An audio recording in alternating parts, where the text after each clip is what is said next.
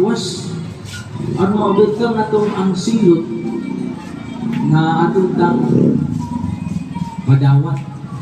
Okay, ang tanan, silutan naman, ang tanan nakapusan sa himaya. O ang tanan nakasala o nagkapusan sa himaya. Hallelujah. Kunyang sa may bayad sa sala, mawang silot nakamatayon. O Romans 6 verse 23. Ang bayad sa sala mao ang kamatayon ug ang gasa ng nanaan ni Jesus mao ang kinabuhing walay katapusan mga Igsoon. Hallelujah. Oy, Brad. Amigo. Oh, tira ko ha.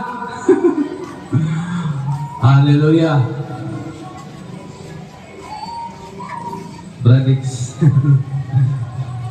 O, taga din mo ito sa unan. Ako na kaya nila mag-isuon. So,